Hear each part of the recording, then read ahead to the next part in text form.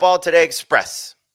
I'm Jamey Eisenberg. That's Dave Richard. We're talking about quarterbacks that you're going to take, basically rounds, let's say 6 through 10, the guys that you're going to wait on. So you know you're not getting the Lamar Jackson, Josh Allen, Jaden Daniels, Joe Burrow, Jalen Hurts tier, probably not Patrick Mahomes. Maybe Baker Mayfield falls into this group, but the guys that we're looking at based on the Fantasy Pros average draft position, it's Bo Nix, Kyler Murray, Jared Goff, Caleb Williams, Dak Prescott, Brock Purdy, Justin Herbert, Justin Fields, Jordan Love, maybe CJ Stroud. That's kind of the range of quarterbacks. So, Dave, it's kind of like the group that you're looking at that you're going to sort of say, okay, I didn't get one of the elite quarterbacks. I don't want to wait until the end. If you're looking to buy into one of these quarterbacks, is there one specifically that you're targeting? The two at the top of my list will be Baker Mayfield and Bo Nix. And it's not only based on what we saw from them last year, it's what was added to their receiving cores this year that make me excited to give them another shot. And the fact that I think I can get one, if not both of them, maybe closer to round 8 than round 6. Baker Mayfield, we know the deal. They drafted Emeka Ibuka. They already had a great receiving core before then, already have a good offensive line. The run game's a threat. I could see Baker Mayfield not necessarily be as good as he was last year, Jamey, but I think he can still be a top 6-ish type of fantasy quarterback. And Bo Nix added Evan Ingram, added Pat Bryant, the rookie that they drafted. That's a big guy who can play across the field. These are not names that are going to make you go, wow, I got to get Bo Nix. But think about what Bo Nix did last year with Cortland Sutton and a bunch of whatever. And now I feel like just adding some guys that could be staples week in and week out could help Bo Nix's passing numbers get a little bit better. And I still think he'll run the ball a little bit, maybe not quite as much as he did last year. But Bo Nix, again, in that mix, those are going to be my two favorite quarterbacks that I'm going to go after. But again, I don't want to take them in round 6 and 7. I'm kind of gravitating toward a grade or late strategy with quarterbacks, which means if I don't get one of those first 5 or 6 quarterbacks, I'm going to wait till the double-digit rounds and probably double dip on some of those late round QBs, some of whom we talked about on the main show. So that was my next question is if you don't get one of the top 6 quarterbacks, and again, we're factoring in Patrick Mahomes as QB 6. Again, those first 5 would be based on the Fantasy Pros ADP order, Josh Allen, Lamar Jackson, Jaden Daniels, Joe Burrow, Jalen Hurts. And then again, we'll put Mahomes in that category. Do you feel like you have to take 2 quarterbacks if you're getting Mayfield on down? I think it depends on the size of your league and how aggressive your league is with quarterbacks. If you're in a 10-team league, you don't have to get 2 because there will be somebody on the waiver wire that you can pick up. And it might be that case in a 12-team league as well. But if you're in a 12-team league where everybody's taking a backup quarterback, then maybe when you're in round 12 plus, and you will hate the names that are left round 12 plus at running back and wide receiver, probably at tight end as well. And you'll just say, all right, you know what? I'll just take another quarterback just in case that guy hits. Maybe that can give me at minimum a starter for my fantasy team, but also potentially a trade chip if both the quarterbacks hit. So I always like to try and get, if I'm taking a second quarterback, clearly somebody that has immense upside. And so like one draft I've already done for another publication, I took Baker Mayfield and I took Drake May. So the guys that I'm typically trying to target, if I can, would be Justin Fields, depending on how far he falls, but I like him as a top 10 quarterback. But Fields would be one, May would be one, Lawrence would be one. There's some settle for guys that, go a little bit earlier based on ADP, but Brock Purdy, I think, still has upside, obviously, but he goes a little bit ahead of those guys. I still think Tua, if you buy back to him being healthy, 2 years ago, again, led the NFL in passing yards. So clearly has that in his profile that he could be one of the best passers in the NFL.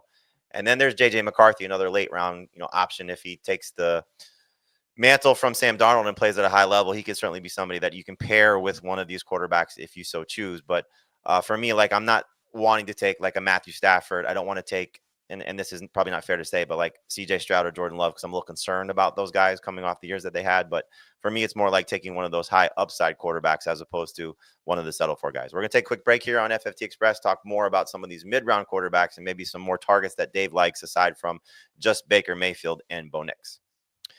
All right, we're back. So, Dave, let me give you some other names here. And again, this is sort of upside versus settle for. So you have guys in this range. Kyler Murray, who we spent some time talking about in the full-length episode. Jared Goff, we talked about the Lions offense and maybe Goff either regressing a little bit or, as Heath said, if you're going to buy into the Lions, you should be buying into Jared Goff, who is coming off an amazing season. You have Caleb Williams, again, more upside play. Dak Prescott, I think more settle for. Brock Purdy, Justin Herbert, and then some of the other guys that we talked about. So if you can't get Mayfield or Nix, who's the next couple of quarterbacks that you're looking to get? Rain Dakota Prescott, who has a great track record of being beyond 23 fantasy points per game and 6 point per passing. Added George Pickens to his receiving core. Run game, a humongous question mark in Dallas. We don't even know if they'll be any good, and they've added players, none of whom get us excited. I've got questions about the defense and just how good they'll be. Could it be a lot like what we've seen from Dallas in recent years, where Dak has to play Superman and throw points on the board and lead with 275 plus yards, multiple touchdowns each week?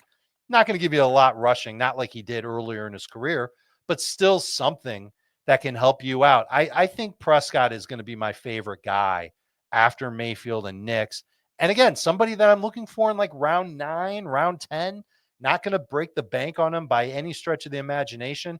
And if I don't get him, I'm not going to cry or be upset about it, because there's so many other quarterbacks that have close to that potential that I can get in the next round, if not that round.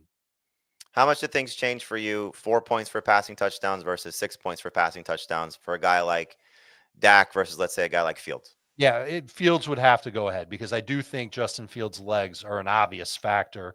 And I think the Jets are going to try and lean on that. I think the Jets, they're going to want to play tough guy football and run the ball a lot with their running backs. But I think push comes to shove, this is one of the things that Justin Fields does best, is run with the ball. He's very fast.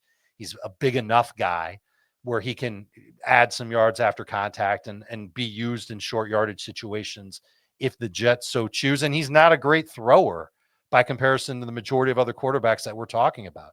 So in a 4 point per passing touchdown league, you might be able to talk me into Fields over maybe Nix and Mayfield, but Nix probably, just based on what he ran last year, it's probably good enough to keep him ahead of Justin Fields. But yeah, Fields would probably be that next guy up.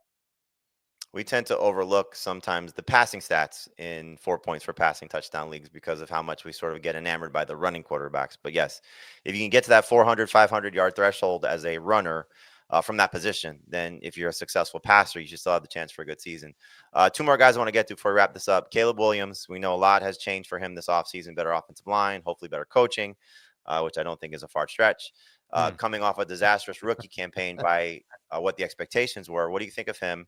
And then what about Justin Herbert, who finished the season strong, but seemingly more a run-based offense, especially the moves that were made this offseason by the Chargers, drafting a first-round running back and sort of being a little bit more committed to the run game? I started the offseason loving Justin Herbert. I think I had him at QB 10, Jamey. I just thought that the Chargers would pick up where they left off. And what they ended up doing was signing Najee Harris and drafting Omarion Hampton.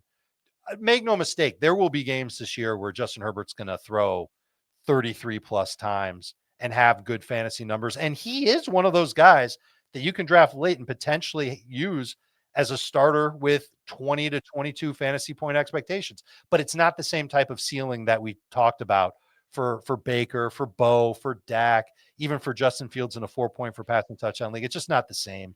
And he's going to have a cheap value on draft day. So I don't mind using him as my second QB. With Caleb, it's all projection, but it's the offensive line getting better. It's the new head coach designing plays that's going to get the ball out of Caleb's hands faster. The biggest issue that Caleb Williams had, not only last year, but also at USC, was holding the ball too long, trying to play Superman. It really backfired on him most of the time.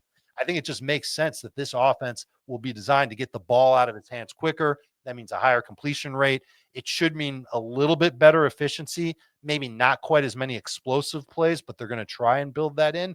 Why wouldn't they, given all the draft picks that they made with Burden and Loveland, and those guys are explosive playmakers for him. So Caleb Williams, I don't mind taking as a low-end QB1 with the hope that he can get to around 22, 23 fantasy points per game. And he will run a little bit as well. He did that at USC, did that last year. I think he can be used at the goal line. I don't know if the Bears have a goal line running back right now that I'd feel comfortable saying, oh, he can be their David Montgomery. I think Caleb can do that to some degree. And that all, it paints the picture of Caleb Williams being a capable fantasy quarterback, one that I would draft as one of the first 12 guys off the board. and easy to pair him with somebody proven like a Purdy, like a Lawrence, or I shouldn't say Lawrence, but like Purdy. Again, if you buy back into Jordan Love, obviously you can go with Tua, you can go with Stafford. I mean, there's just a lot of guys that can still give you 18, 19 plus points. And if Caleb does struggle, you should have at least a capable quarterback. And the draft capital for your fantasy roster will be much better based on how you built your team with running backs and wide receivers. All right, that'll do it for our mid-round quarterback discussion. For Dave Richard, for Thomas Schaefer, I'm Jamey Eisenberg. Thanks for watching. Thanks for listening to FFT Express.